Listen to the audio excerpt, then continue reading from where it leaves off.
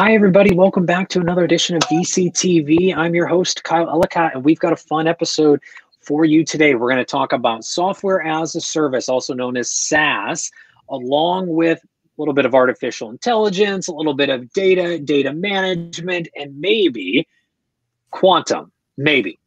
We'll see what happens. But nonetheless, we're going to talk all about software as a service, how you build, what you should be looking at investing in, what you should be thinking about when scaling.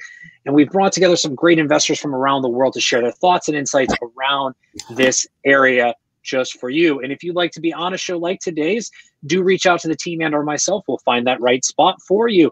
A big thank you to LaToken team and to Maria for making today's episode of VCTV possible.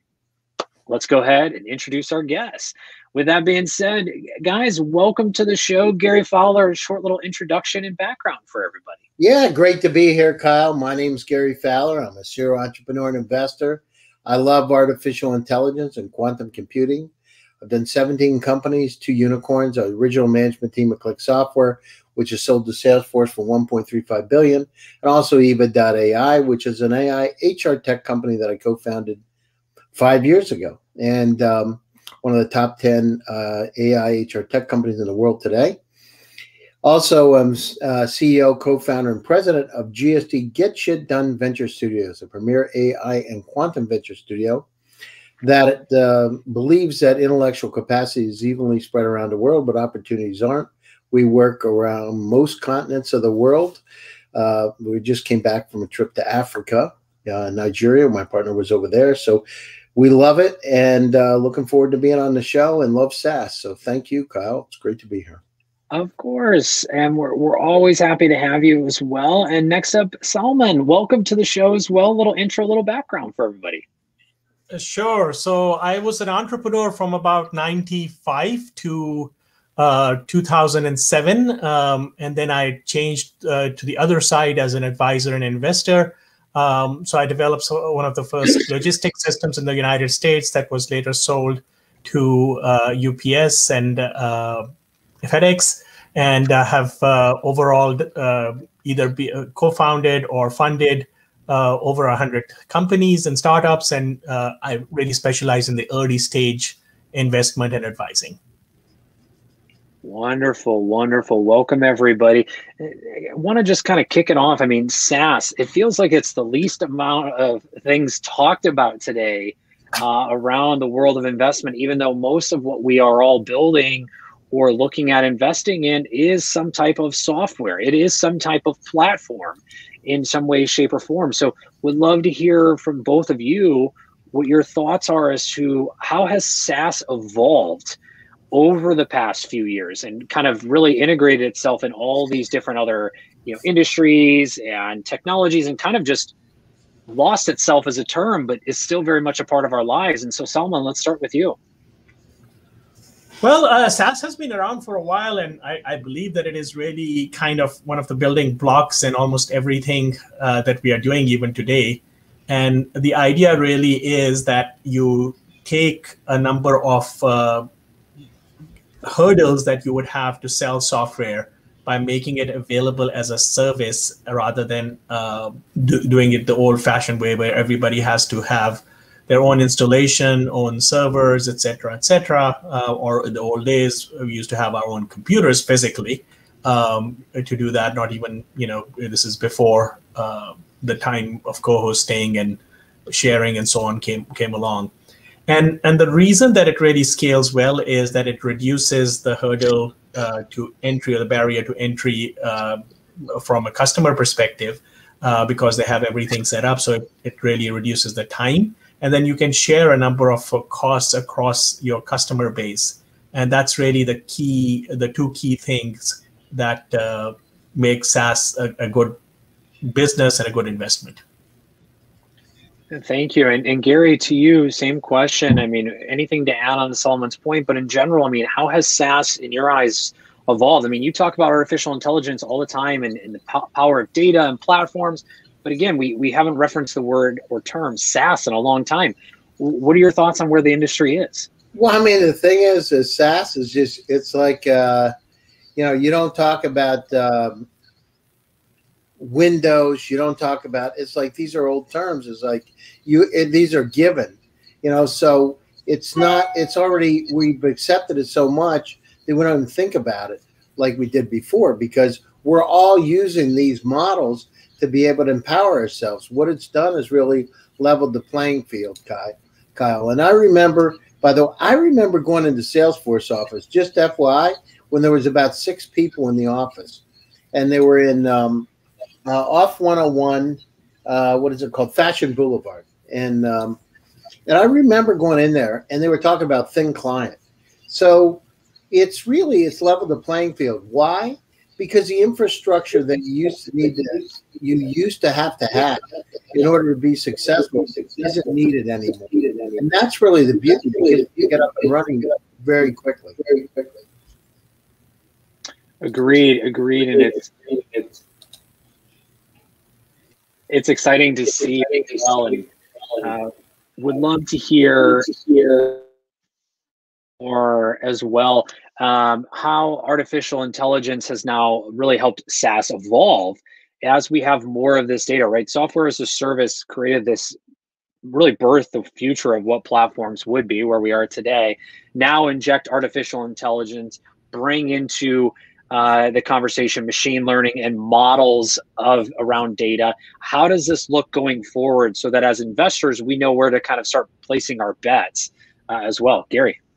Yeah, I mean, so in terms of AI, the personalization, software is easy to use.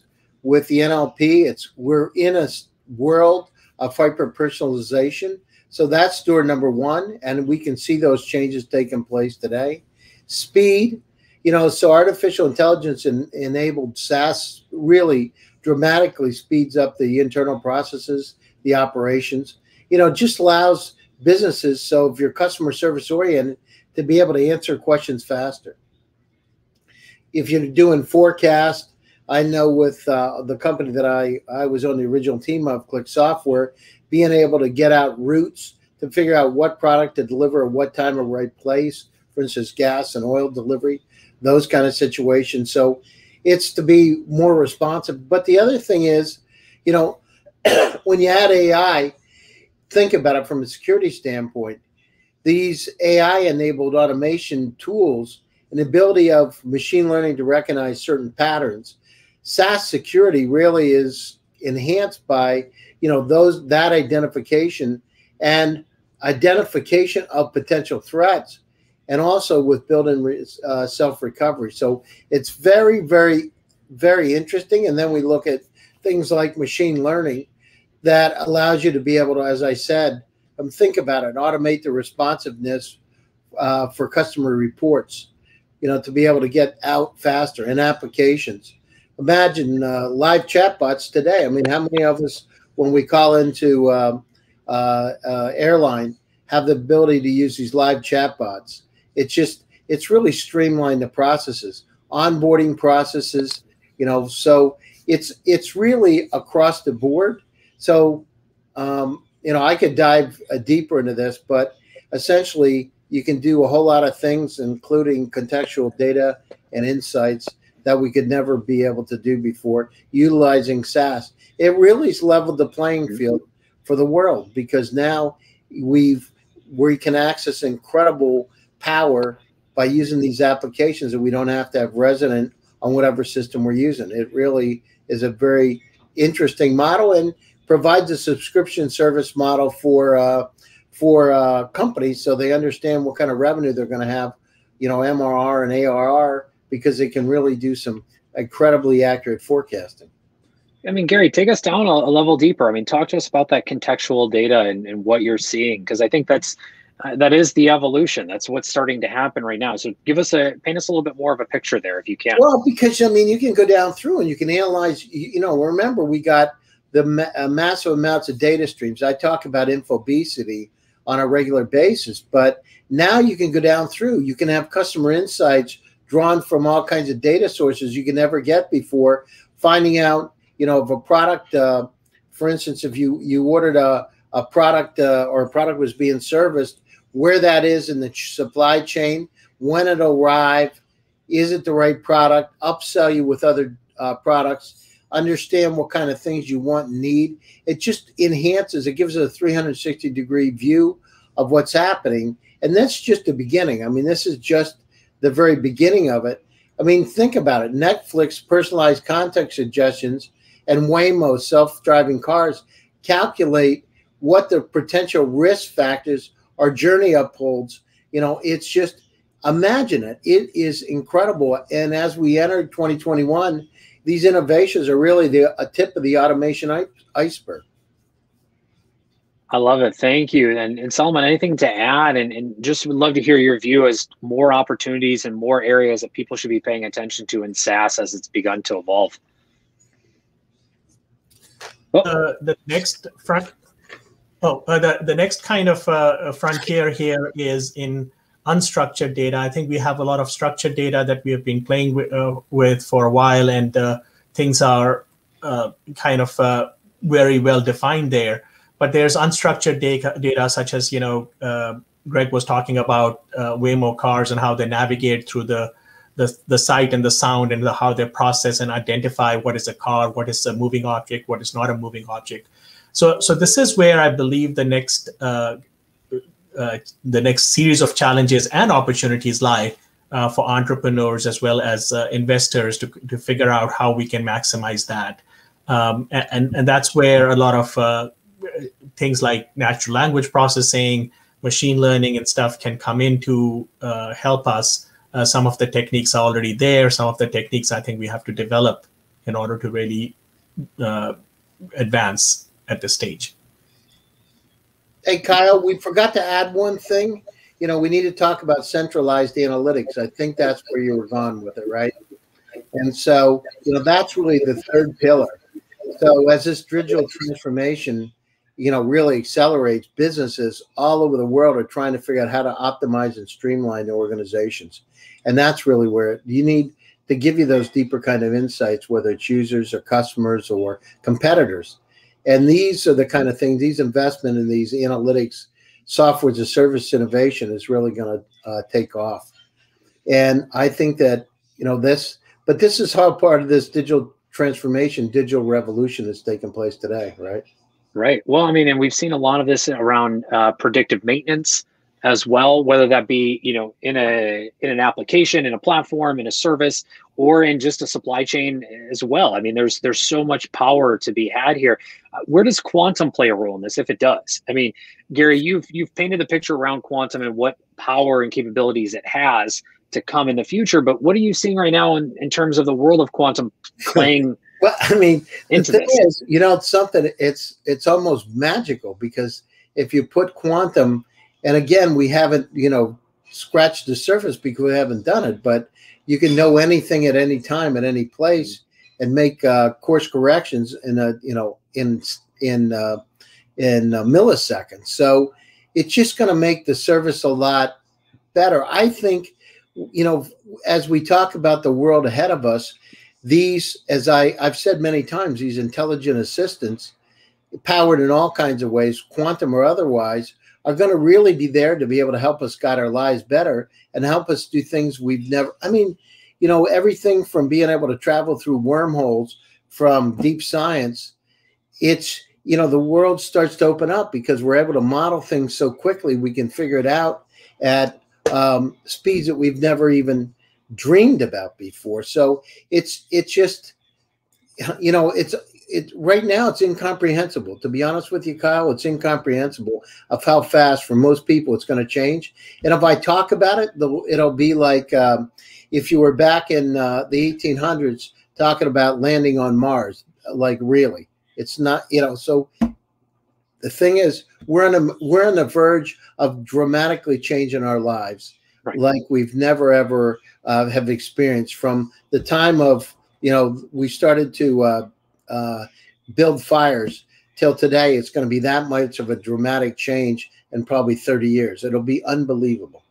It's going to be exciting. I mean, you've painted the picture here continually on VCTV, and it's exciting to see it as it evolves as well. And Solomon, a big question for you. I mean, as we look towards this next year, as companies are building or raising around their latest platform and product and service, what advice do you have for them if they're building in SaaS for the future and today versus maybe what has been said in the past. So what's your advice to those founders that are building right now in the SaaS, a SaaS-based product?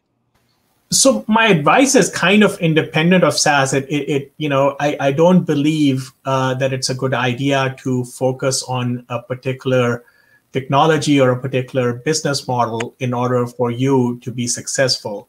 I believe it is more important for you to solve real problems and use the appropriate tools for it.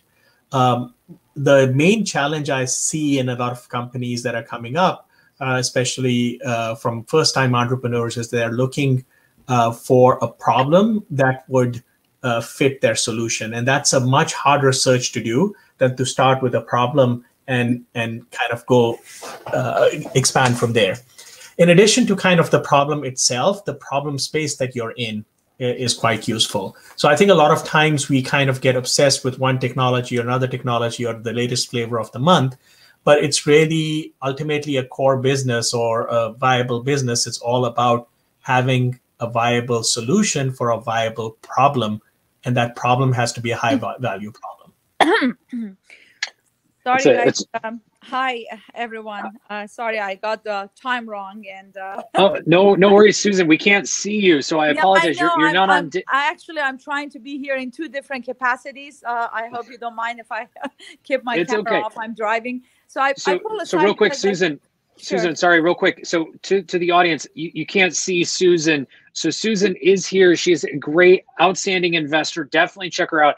I'm going to mute so she can talk because Susan, no one can see you since your video is not on. Sorry. So apologies. So No, go ahead.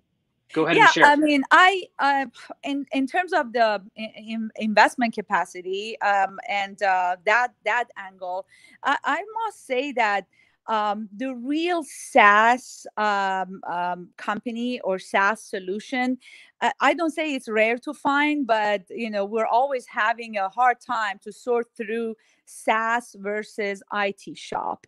And I guess that actually affects both investors, companies, and vendors when you see that a company is trying to custom a software based on every use cases and for each customers. I don't call that SaaS, and I'm very upfront with the entrepreneurs, and I said that, hey, I mean, sorry, I don't see this as a software that can be a solution for similar problems. You're looking for different problems to custom your software to that, and 70% of your time, if not 100%, is actually spent on creating software that solves a specific customer. So I agree with you that you mentioned that they're looking for, they actually have a solution in hand looking for the problem. But I think that's really the definition of the SaaS. Sometimes the market doesn't know what it wants.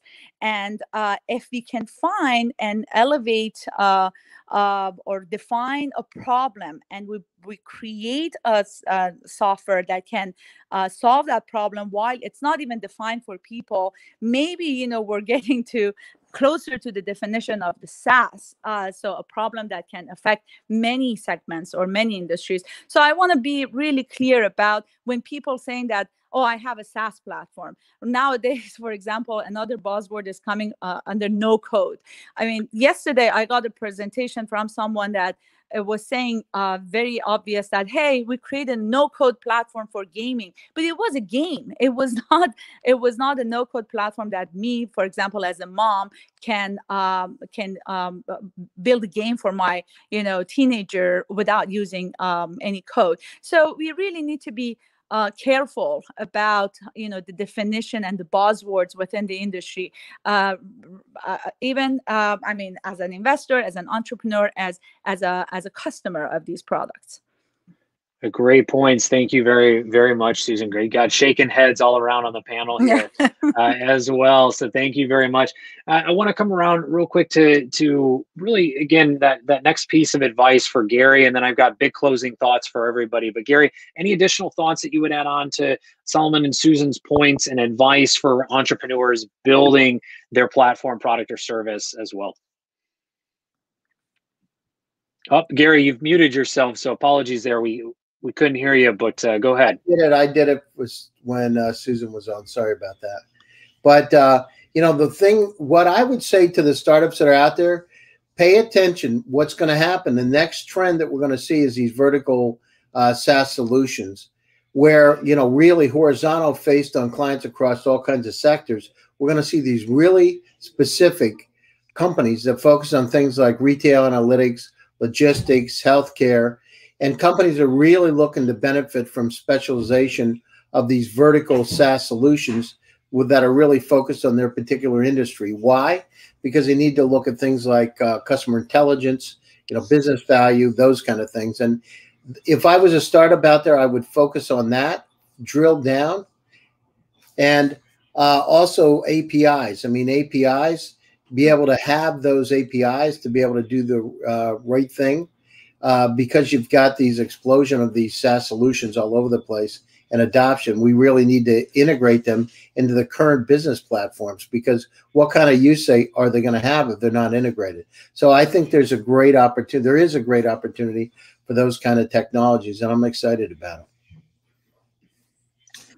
I love it. And so everyone, I want to thank you, Gary. I want to come around for closing thoughts as well, and then where you can be found online, just to be sensitive of everyone's schedules today on Partner Monday. And Solomon, let's start with you.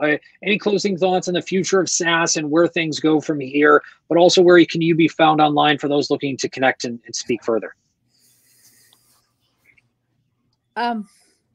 Solomon, sorry, we have you muted. If you can unmute yourself. And then Susan, I'm going to come to you next, so don't worry. Okay. So from my perspective, I'm the opposite of the privacy police. What I would like to do is have something that would just be an intelligent agent that would just plan out my day, do all the busy work, and tell me exactly where they need help, so I can actually get more free time and I can take walks and so on and so forth. So from my perspective, and this kind of relates to Greg's API question, is it's really about connectivity and getting data from all different sources and developing a plan based on that from an individual and perhaps even an organization. And that's where I think I see the next future, that and the main challenge is to do that without boiling the ocean, because I've seen some efforts to do things like that, but they become so amazingly wide and they just grow and develop a life of their own. But if somebody can just manage my calendar and tell me what to do, when the grocery is due, order it from Amazon, and this goes to all the connectivity and stuff that we talked about earlier. Thank you very much. Susan, to you, I know you were chiming in there, so I want to come back to you for closing thoughts, and then of course where you can be found as well. Yeah, LinkedIn is my second home, so I spend a lot of time in there. And I guess I'm very excited about a PaaS, platform as a service. And honestly, recently I mentioned earlier about no code. I think that's actually where we're going, because creating these applications from the engineering side is not really something optimal. I feel that business operators, marketers need to be able to build these platforms, quickly try it, and try different use cases and different alternatives, and make that work for automation of the backend, facilitating different services and so on. So I guess if we really can emerge these no-code industry and allow the marketeers and allow people to build this application, people who touch the problems, people who are living with that problem and they want to facilitate it, it's much easier than going through the engineering side, create solutions for problems that are not existing, as we mentioned earlier. And but for doing that in real world, I'm looking at different business plans and different platforms that are claiming that there are no code, but then at the end of the day, we realize that they are really low code, which has been there forever. I mean, this is not a new paradigm shift. So you're giving the code or APIs to different engineers to build applications. But I feel if we can achieve no code, that means that we have to spend 70% of our time of the development on the front end of the software, not only the backend. Backend is honestly the easiest part, but creating modules that these non-engineers can quickly try different applications. Sometimes you spend years and years on defining and developing an application, but you see that really doesn't work when it gets to the hand of the users. If we can do that, I'm very excited about that, and I'm looking for investment on that area. But honestly, I haven't seen a real solution yet. So let's see if that happens. Thank you very much, Susan. Gary, close us out. Yeah, I mean, these are exciting times, and this more level playing field that we have, where people can access their technologies easier, the software, the service, and I think it's incredible, and having AI as part of that solution is incredibly important for us. So we're in this, we're at the dawn of a new era. The thing that we need to keep in mind is cybersecurity is going to be critically important. Going through this digital transformation, I think we've lost sight of that a bit, and we need to really focus on it if we're going to have a safe and sustainable future, especially with emerging technologies like quantum. Nothing good's going to happen. We're going to find some bad characters out there. Let's go down through. So if you're developing solutions, think about vertical SaaS. Think about having cybersecurity and how you can really enhance the security of this entire network. Thank you very much, Gary and Solomon and Susan. Thank you all for your thoughts and insights, and to our audience for tuning in. Thank you for all the great comments and questions that came in as well. Definitely reach out to all of our speakers today and investors.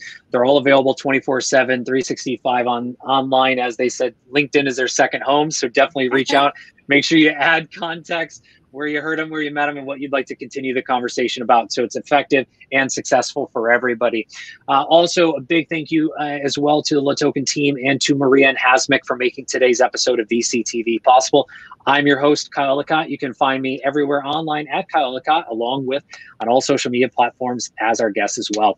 We'll be back here tomorrow with more VCTV. Until then, everyone have a great day. Bye, everybody. Bye. Thanks.